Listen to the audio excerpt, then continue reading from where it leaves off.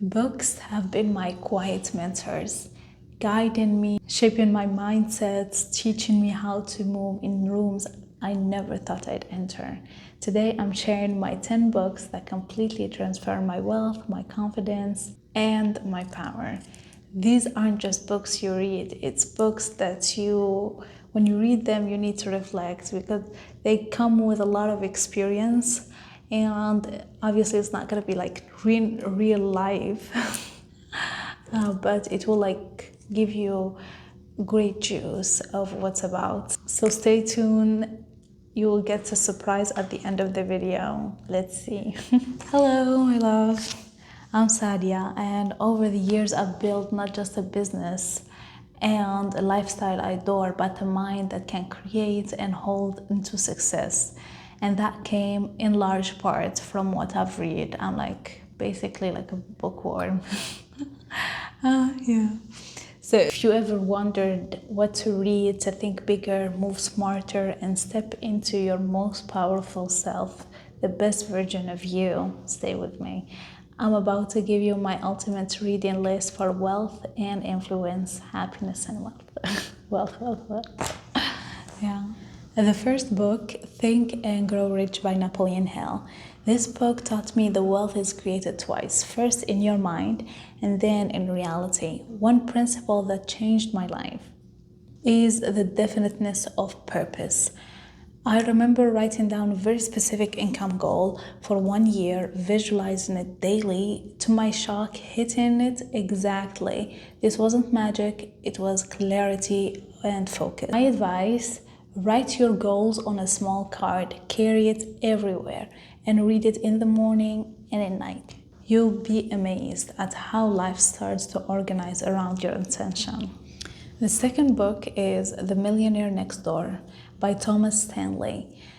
This one is a classic, and this book has shattered the stereotype of wealth for me. Real millionaires often don't look like millionaires, especially here in the US. They live modestly, they drive practical used cars, focus on building assets. I have a close friend who worth several millions who still drives a 5-year-old car, not because she can't afford it, but because her money is growing in investments instead of putting it in something that loses its value. Most what I learned from this book is spend less than you earn and put the difference to work, to investments. The third book is Rich Dad Poor Dad by Robert Kiyosaki. This one I've read when I was like teenager, and I think I read it all at once. It was so interesting for me. I just kept reading it, and it was in summer, and I think that was one created the perfect environment for me to read the whole the whole book. And what this book has flipped the relationship with money. It taught me the difference between working for money and making money working for you. The moment I understood asset versus liability, my entire financial life changed. My first investment property was terrifying to buy, but the first rent check felt like magic. Ask yourself before every purchase, will this put money into my pocket or take it out? Is this an asset or a liability? Another book, which is classic, The 48 Law of Power by Robert Greene. This is not just a book about manipulation, it's about awareness. It's kind of like storytelling book. Each law it will bring like stories from the history, and you learn so much with the practical examples from life throughout the history. It's a very, very fascinating book. There is so many laws that I liked. For example, the law number 6, court attention at all costs. It reminded me that visibility matters, and one of the reasons why I am doing this YouTube channel and all these videos and just trying to help you, and also I know the price of visibility and the price of not being visible. In each situation you're gonna pay. So you choose what you pay. For example, years ago I attended a high-profile event. I was dressed to stand out, all red, my style. And I made sure I spoke with just 3 key people. And that night led to 3 incredible business opportunities. So you never know. Always read the room, observe before you speak, and position yourself to the right people can come to you. And before they come to you, they need to notice you. So it's a very, very beautiful, beautiful book. You can use it as a bedtime stories every time. Like read some of the stories there. You'll be fascinated of what you can like. There'll be like clicks in your mind. Yeah, it's so nice. I loved it. And Robert Greene is one of my favorite authors. So I highly, highly recommend it. Another book number 5 is Atomic Habits by James Clear. Big changes start with small habits. I swapped like few minutes of morning scrolling for a few minutes of reading, and within months my thinking has shifted. I usually just choose a topic and I go from ignorant to at least someone who has some basic knowledge about the field, which is great. And I also began spending like 15 minutes every morning planning my day, which has been a game changer for my productivity. The key is always to pair new habits with existing ones. For example, you can take your coffee and 10 minutes of language learning, and you'll find yourself very familiar with that language.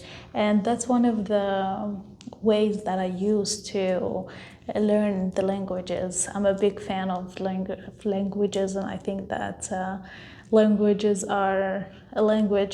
the door to any culture. And also you get to connect with, like, your vibe and energy will spread throughout. That's wonderful. Book number 6 is Principles by Ray Dalio. Ray Dalio taught me that decision making should be a system, not based on a mood or emotions. It could be really It's a very helpful book for women, and especially because we are emotional creatures. So it really helps to always detach from your emotion, think by logic, and avoid if any. It comes with practice, obviously. When I read that book, and after a while, once I nearly signed a deal that seems too good to be true, and it was. Because I had my deal principles written down, including a rule about never rushing into financial decisions.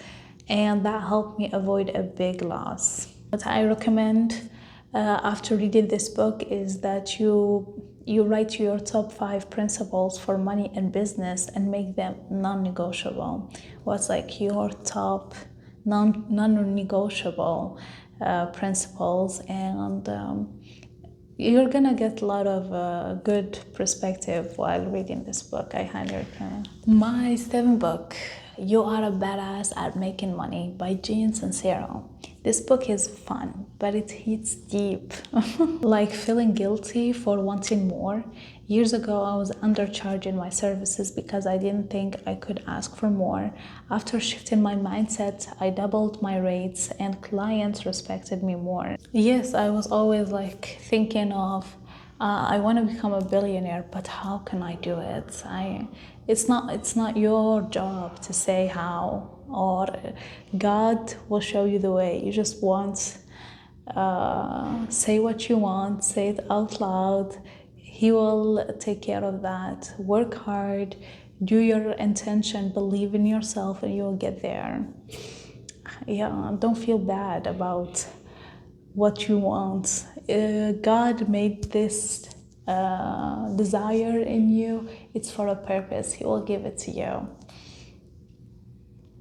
Yeah, it will get a lot of things out of your life once you know what you want. I want this. I'm not gonna settle for less. I love money. I'm not gonna settle for a poor partner, or I want what I want. Am I a gold digger? So what? own it. There's nothing uh, there's nothing wrong with that. And only people who will shame you for wanting the money or the success or the gold is people who have no gold. So it will just clear out the dust away from your life, which is always beneficial. The trash is taking himself out. Who says no to that? Okay, my book number 8 is The Psychology of Money by Morgan House. This book reminded me that money is emotional, not just logical, which is like most things in life. Our brain is still like too small to handle everything in this world. There is so much we don't know, and the knowledge that God gives us is still like very tiny, small percentage. So one of the things that the book highlighted is you find some people with high income who are broke because they can't control their spending, and others with modest income who retire healthy, wealthy because they save consistently.